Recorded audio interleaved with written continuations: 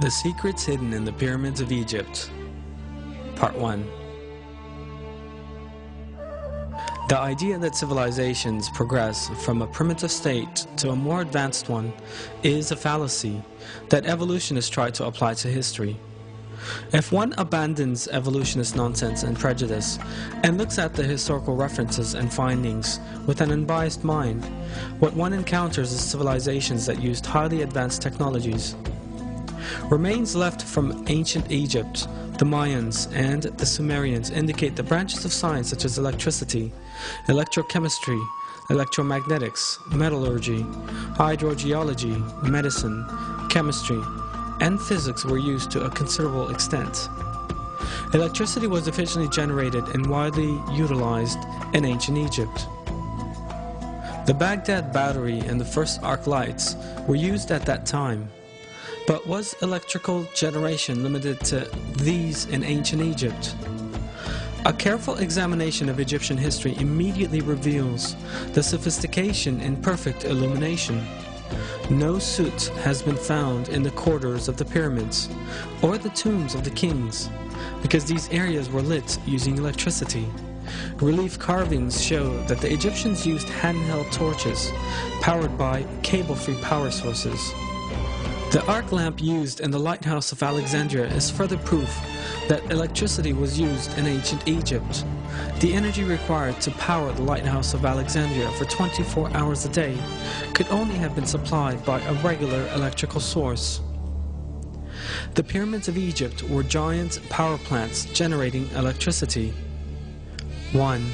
The outer casing of the Great Pyramid was covered with white tufa limestone, so tightly built that not even a razor blade could fit between the blocks. The white tufa limestone does not contain magnesium and has high insulating properties. This insulation property prevented the electricity inside the pyramid from being released without control. 2. The stone blocks used inside the pyramid were made of another form of limestone containing crystal and a small amount of metal, which allow for maximum power transmission. The shafts inside the pyramid were lined with granite. Granite is a slightly radioactive substance and permits the ionization of the air inside these shafts. When we look at an insulated electric cable, we see that conductive and insulation materials are used in the same way as in the pyramids. 3. The conductive and insulating properties of the pyramid are an example of flawless engineering. However, a source of energy is needed for electricity generation.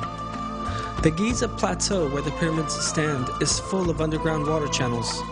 The pyramids rise above the limestone layers, the spaces between them being full of water. These special layers of rock that transmit electricity upward as they carry underground water to the surface are known as aquifers. The high volume flow of the river Nile that passes through these aquifers produces an electric current. This is known as physio-electricity. The pyramids' underground chambers are granite conductors built within the rock charged with physio-electricity. This electric current is conducted directly to the upper part of the pyramid's granite, covered subterranean chambers. Granite is a very good conductor of electricity. The electromagnetic field that forms at the bottom of the pyramid is transmitted in concentrated form to the upper layers of the pyramid. On the top of the pyramid there was a gold capstone, gold being an excellent conductor of electricity. This section is no longer there in our day. This means the top of the pyramid has lost its structure of flawless geometry. This gold capstone facilitated a conductive path for the transfer of negative ions to the ionosphere. This way, a current was generated. How does it serve to move the electromagnetic field on the ground with the help of an aquifer? An identical form of this technology, employed in Egypt 5,000 years ago, was used by Nikola Tesla, an inventor of electric technology in the early 1900s. In a tower he constructed in the United States of America. Tesla, the inventor of such fundamental electric technology as the alternating current, electric engine, radio, the laser, and radar, was successful in simultaneously transmitting sound and pictures between continents in the Wardenclyffe Tower he built between 1901 and 1917. He used an external source of electricity for this, and even applied wireless power transmission technology. Tesla had also built his tower above an aquifer and discharged the negative ions from the aquifer to the tower. The electromagnetic technology used in Tesla's famous tower is identical to the electromagnetic field set up in the construction of the pyramids. Both systems generate negative ions and transmit them without the need for electric cables. So for what purpose did the Egyptians use electricity? Relief carvings clearly show that the Egyptians used handheld bulb-type lamps powered by a cable-free electric source. These bulbs are reminiscent of Nikola Tesla's descriptions to show that his alternating current was safe. At the 1893 Chicago World's Fair, Tesla transmitted alternating electric current through his body to light a bulb he held in his hand without using electric cables. This relief carving shows a wireless antenna. The Egyptians used the antenna and cable-free energy for wireless communication. And the relief on the left is a carved transmitter with a receiver on the left. This evidence indicates that the Egyptians used free wireless energy for communication purposes. This relief carving shows a yarn manufacturing facility. The yarn Egyptians used for their fabrics at that time were as fine as those manufactured by machinery today. The Egyptians also used electric power in their weaving plants. It was seen that many gold objects which have remained from ancient Egypt were in fact very finely gold-plated.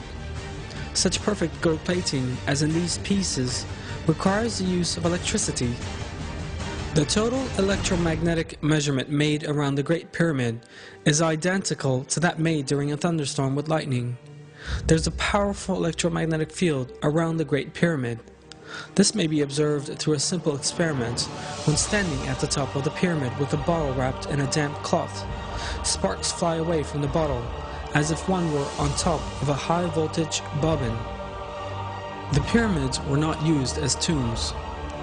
The pyramids have always been interpreted as the tombs of the pharaohs, but in fact no inscriptions of any kind appear in the corridors of the Great Pyramid. This suggests a functional building rather than a mausoleum. An empty stone chest was found on the central axis of the pyramid that archaeologists call the King's Chamber. They claimed that this contained the coffin of the pharaoh, but that since this had been stolen, it was now empty. But the examination of the dimensions of the stone chest and the special location in which it was installed reveals a different state of affairs. That point is just where the missing part of the pyramid's conductive structure and whole design suggests it should be. If a superconductive material was installed here, the pyramid could manufacture enough electricity for all of Egypt. This superconductor is thought to have been the Ark of the Covenant, which was known to have been in Egypt in ancient times, and whose dimensions are just right to fit inside the stone chest.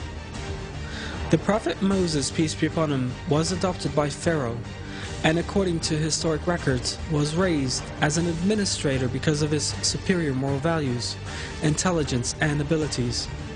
One of the phases in leadership training in ancient Egypt was the teaching of all the secrets of Egypt and the knowledge of energy. In addition to its other properties, there are also various references to the Ark of the Covenant serving as a capacitor, and that this was the source of Egypt's energy. The prophet Moses, peace be upon him, is known to have taken the Ark of the Covenant with him when he fled Egypt. According to historic references, one of the reasons why Pharaoh chased the prophet Moses, peace be upon him, right up to the last moment and strove to catch him at whatever price was the Ark of the Covenant, because Pharaoh was aware that all the glory and magnificence of Egypt would be lost without electricity. Historic references also show that Egyptian civilization reached its peak during the reign of Ramses II, who lived at the same time as the prophet Moses, peace be upon him. But those civilizations collapsed in less than 10 years, after Ramses II, and Giza was even abandoned. The city, once the center of civilization, remained deserted until the next dynasty settled there. Were the Egyptians the only society to utilize wireless electrical technology? The relief carvings left by the Mayan and Assyrians also contain images of similar techniques to those implied in the pyramids. All this information once again goes to demonstrate that there were no primitive people and societies in the past, as evolutionists would have us believe. In terms of civilization, more or less developed communities have lived side by side at all times throughout history. A society that existed thousands of years ago enjoyed a far more advanced technology compared to one living in the 20th century. And this shows us that development is not part of an evolutionary process. In other words, that there is no linear advancement from a primitive level of civilization to a more developed one in history.